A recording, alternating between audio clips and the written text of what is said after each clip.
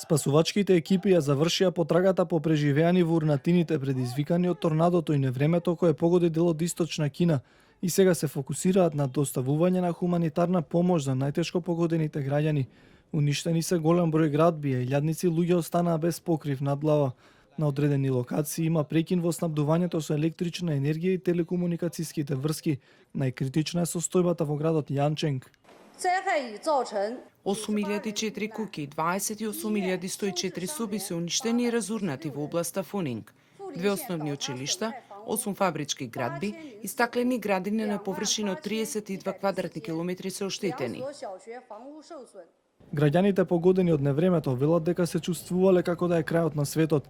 Ветровите достигнале брзина од 125 км на час.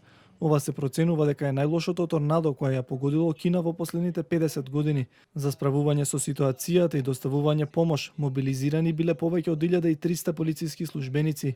Проблеми предизвика и поројните дождови кои поплавија повеќе региони во Кина. Изминатава недела поради надојдените води загинаа 20 на луѓе, а околу 200.000 беа приморани да ги напуштат своите домови. Ваквите временски услови се карактеристични за овој период од годината во регионот, но овој пат дождовите се особено интензивни. Проценките се дека директните штети врз економијата на Кина изнесуваат повеќе од $400 милиони.